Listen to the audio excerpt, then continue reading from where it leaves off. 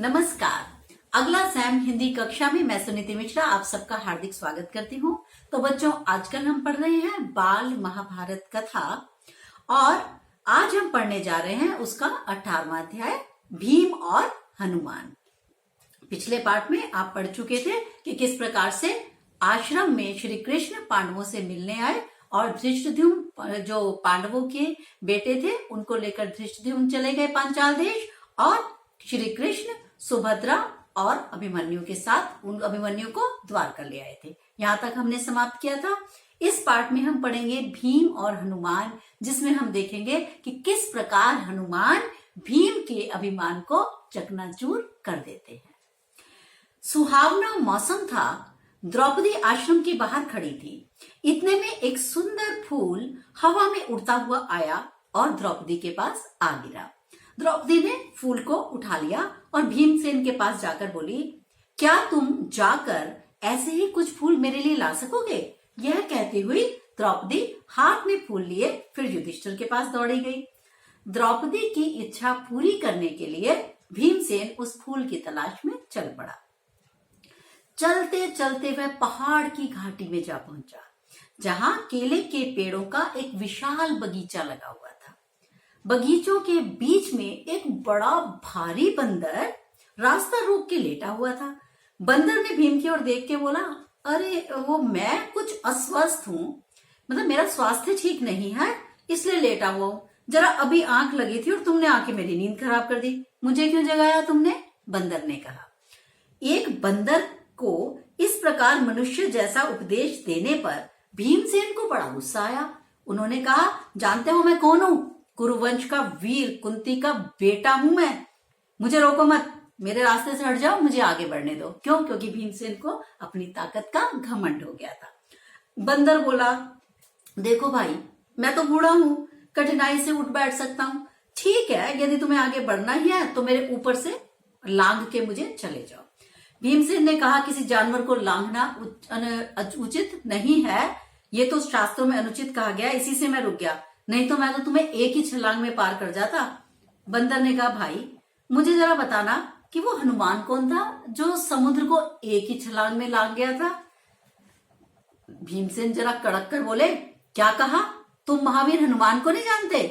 अरे उठकर मुझे रास्ता दे दो, वरना क्यों बेकार में अपनी मौत को न्योता देते हो? मतलब मैं तुम्हें मार डालूंगा, मैं इतना बड़ा वीर हूं। भीम ने उन्हें क्रोध में घमंड से भरकर उनसे उस बंदर से कहा। बंदर बड़े करुण स्वर में बोला, हे वीर, शांत हो जाओ, इतना क्रोध ना करो। यदि मुझे लांघना तुम्हें अनुचित लगता हो तो मेरी इस पूंछ को हटाकर एक और कर दो और चले जाओ।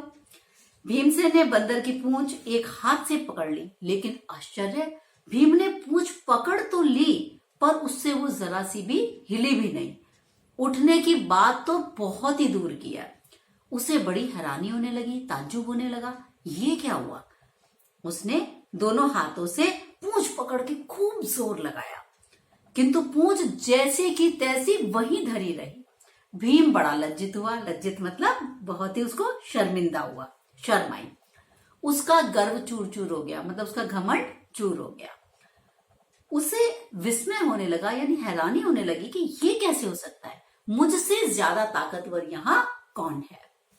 भीम के मन में बलिष्ठों के लिए बड़ी श्रद्धा थी। बलिष्ठ मतलब शक्तिशाली लोगों के लिए वो बड़ा सम्मान करता था। आप कौन हैं? अब भीम ने उस बंदर से पूछा। हनुमान ने कहा, हे पांडु वीर, पांडु के पुत्र, मैं ही हनुमान हूं।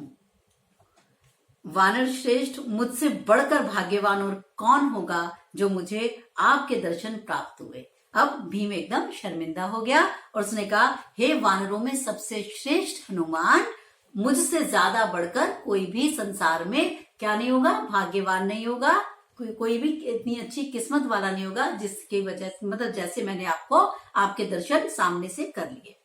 भीमसेन ने हनुमान को दंडवत प्रणाम किया। दंडवत प्रणाम करना क्या था? बिल्कुल नीचे इस प्रकार से लेटकर।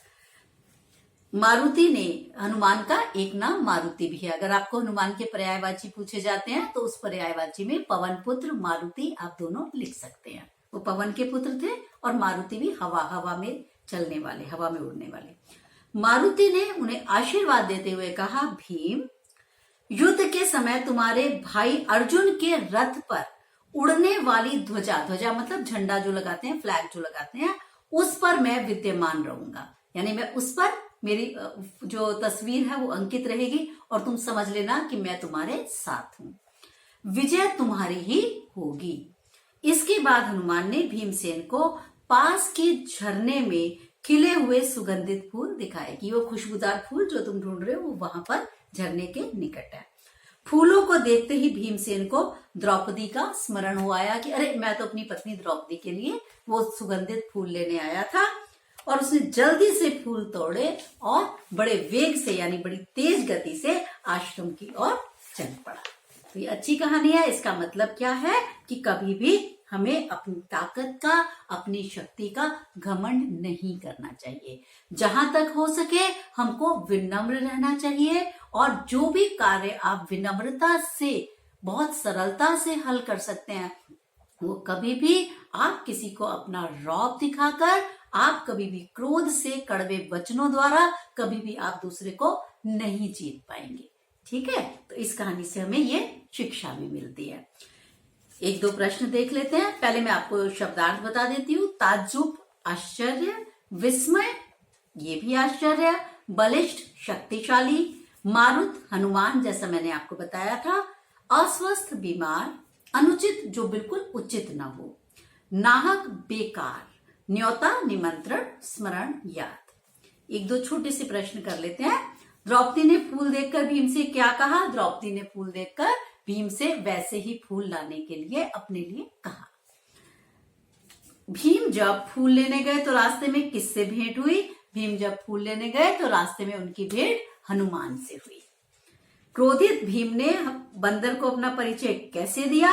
बंदर का उपदेश सुनकर भीमसेन को क्रोध आ गया और वो क्रोध में बोले, जानते भी हो मैं कौन हूं? मैं कुरुवंश का, कुंती का पुत्र हूं, मुझे रोको मत, मेरे रास्ते से हट जाओ, मुझे आगे जाने दो। क्यों? क्योंकि वो बहुत घमंड में भरे हुए थे। वो सोचते थे कि मुझसे ज्यादा शक्तिशाली और कोई नहीं है। तो बच्चों, ये था हमारा आज का पाठ, भीम और हनुमान। आशा करती हूँ कि आपको ये पाठ, ये कहानी बहुत पसंद आई होगी। अब मुझे आज्ञा दीजिए, अगले पाठ में हम लोग फिर मिलते हैं। अगला पाठ आ रहा है जो हमारा, द्वेष करने वालों का जी नहीं पड़ता। तब तक के लिए नमस्कार।